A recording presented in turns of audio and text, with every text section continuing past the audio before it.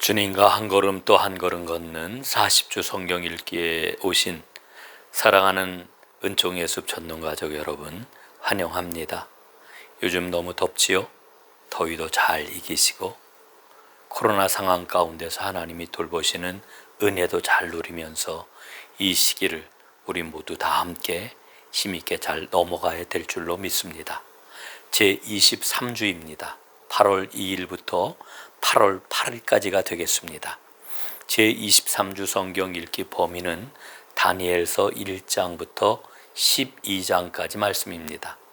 여러분, 이번 주에는 무더위 때문인지 모르지만 어쨌든 성경 읽는 그 분량이 조금 작습니다. 한번 집중해서 다니엘서를 잘 읽어보시면 좋겠습니다. 설득의 결과라고 이렇게 주제를 잡아 보았습니다. 자, 그럼 제일 먼저 다니엘서를 어떻게 읽어야 될까라고 하는 것을 먼저 생각해 보도록 하겠습니다. 다니엘서는 신약 성경의 요한계시록과 더불어서 묵시문학으로 분류가 되는 책이지요. 이 묵시문학은 유대교의 신앙과 경건생활에 얼마나 큰 영향을 끼쳤는지 모릅니다. 그리고 우리 기독교에도 결정적인 영향을 끼치게 되었지요. 이 다니엘서가 쓰여질 당시에 그런 그 강대국들, 이를테면 아수르와 바벨론과 메데, 그리고 바사에 뒤이어 헬라까지를 전망하면서 이제 이 말씀이 쓰여지게 되는데요. 이들 강대국들은 자기들의 힘을 과시하면서 약소국과 약소민족들을 나누어 가졌습니다. 이와 같은 강대국들의 득세 속에서 경건한 유대인들은 미래를 어떻게 예견했느냐? 은밀한 것을 나타내시는 하늘의 하나님이 주시는 묵시에서 그 미래를 예견했다, 이렇게 이야기를 할 수가 있는 거지요. 구약 묵시 문학의 전형적인 모습이 다니엘서 2장과 그 다음에 7장부터 12장까지 말씀에서 나오는 것을 우리는 보게 됩니다. 이 묵시 문학에서 말하고 있는 세계 이해 혹은 역사 이해는 예수님의 하나님 나라 선포를 통해 가지고 확증이 되었다. 신학적으로 아주 중요한 이와 같은 사실을 우리는 발견을 하게 됩니다. 자, 이 다니엘서가 말이죠, 크게 두 부분으로 구별이 되게 됩니다. 첫째는 1장부터 6장, 그리고 두 번째는 7장부터 12장, 이렇게 두 부분으로 구별이 됩니다. 첫째 1장부터 6장까지는 다니엘과 세 친구들이 바벨론 포로살이를 하는 중에도 불구하고 충성스럽게 하나님을 잘 섬겼던 것을 보여주고 있지요. 그 다음에 7장부터 12장까지 말씀을 보면은 강대국들과 하나님 나라에 대한 다니엘에게 보여주신 여러 가지 환상들이 실려 있는 것을 우리는 보게 됩니다. 자, 다니엘 그러면은 우리는 뭐를 생각을 합니까? 제일 먼저 뜻을 정한 사람, 이 말씀을 우리는 기억하잖아요.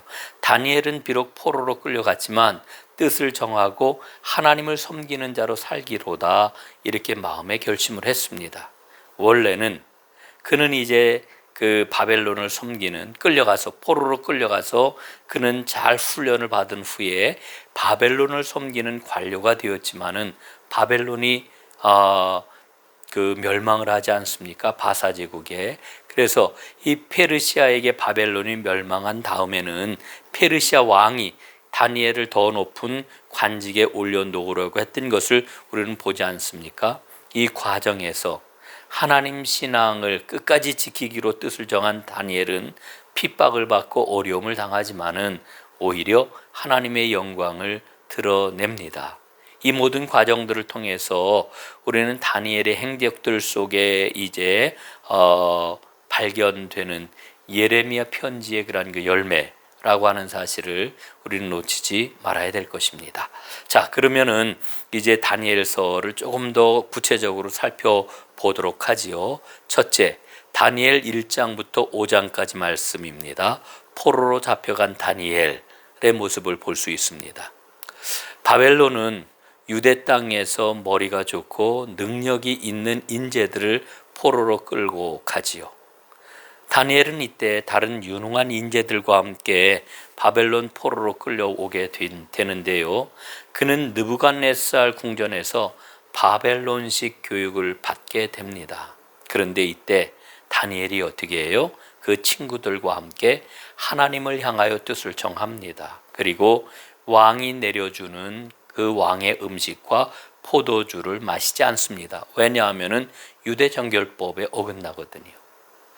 이런 그 상황을 지내게 되는데, 그런데 느부갓네살이 어느 날 이상한 꿈을 꾸게 되지요.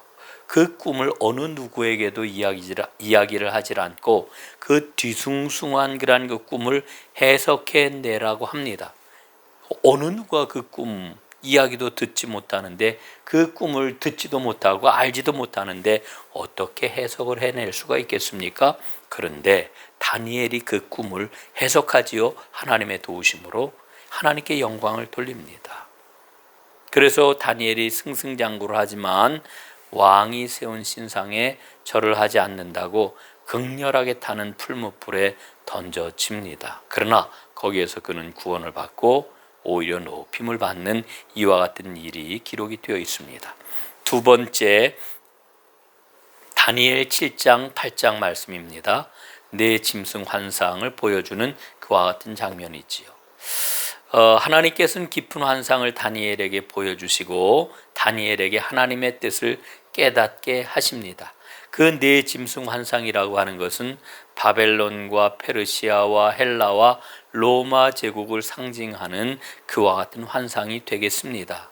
그리고 이 네 짐승 환상을 본 2년 후에 순양과 순염소에 대한 환상을 또한 보게 됩니다. 자, 그런데 우리가 좀 주목을 해야 될 게 있는데, 이게 뭐냐 하면은 다니엘은 이러한 환상을 본 후에도 일상생활 속에서 행정가로서, 정치가로서의 일을 수행을 하고 있는 것을 봅니다. 다니엘 8장 27절에 보니까요, 이에 나 다니엘이 지쳐서 여러 날 앓다가 일어나서 왕의 일을 보았느니라, 이렇게 말씀을 해요. 그러니까 다니엘에게서 우리는 무엇을 봅니까? 영성과 사회성이 조화되는 것을 보는 거예요. 또 하나님의 은혜와 일상 업무 처리의 조화를 우리는 보게 되는 거예요. 이런 모습들은 하나님의 사람들에게서 나타나는 공통적인 특징인데, 그게 바로 다니엘에게서 나타났다라고 하는 것을 보는 거죠. 자, 세 번째, 다니엘 6장입니다. 사자굴 속의 다니엘입니다. 새로운 제국 페르시아가 등장을 하게 되는데, 페르시아의 다리오 왕은 총리 셋을 세우게 됩니다. 그 중에 한 사람이 바로 다니엘입니다. 그러니까 다니엘의 실력과 충성심이 굉장히 출중했던 거예요. 그러나 이와 같이 그가 승승장구하는 것을 대적자들은 보지를 못합니다. 그래서 다니엘을 회방하기 위해서 기회를 노리는데, 왕이 만든 신상에만 기도하도록 왕을 부추겨서 그 조치를 취하게 됩니다. 그러나 다니엘은 아랑곳하지 아니하고 예루살렘을 향하여 어김없이 기도를 합니다. 다니엘은 그런 그 모습이 발각이 되어가지고 사자굴 속에 던져지게 되지요. 하지만 하나님의 보호하심으로 사자굴 속에서 살아나온 다니엘은 오히려 하나님께 영광을 돌리게 됩니다. 네 번째, 다니엘 9장입니다. 다니엘의 기도인데요. 다니엘 승리의 원동력 가운데 하나가 뭐냐 하면은 바로 기도 덕분입니다. 그런데 그 기도가 어떻게 있어지게 되었느냐? 바로 예레미야의 눈물의 편지 덕분이라고 하는 것을 우리가 기억을 해야 합니다. 예레미야 29장 10절 말씀에 보면은 여호와께서 이와 같이 말씀하시니라, 바벨론에서 70년이 차면 내가 너희를 돌보고 나의 선한 말을 너희에게 성취하여 너희를 이곳으로 돌아오게 하리라, 이렇게 말씀을 했지요. 다니엘은 그 말씀을 마음에 새기고 그 말씀을 의지했고 그 말씀에 기대어서 하나님 앞에 회개하며 간절히 기도했던 겁니다. 굉장히 중요한 일이죠. 자, 마지막으로 다섯 번째, 다니엘 10장부터 12장까지 말씀, 미래에 대한 환상입니다. 이스라엘 백성들이 이제 1차로 예루살렘 귀환을 하게 됩니다. 그리고 그 하나님께서는 3년 후에 기다리라고 하는 하나님 위로의 말씀을 들려주십니다. 다니엘 10장 19절에 보니까요, 큰 은총을 받은 사람이요 두려워하지 말라, 평안하라, 강건하라. 하나님은 회복의 약속을 주시면서 다니엘과 그리고 유대 백성들에게 희망의 메시지를 주고 계시는 것입니다. 자, 이상과 같이 다니엘서에 대한 말씀을 여러분과 나누었습니다. 여러분이 이 한 주간 다니엘서에 집중하시고 말씀을 읽는 가운데 하나님의 큰 은총이 여러분의 삶 가운데 임하시기를 주님의 이름으로 축복합니다. 감사합니다. 사랑합니다.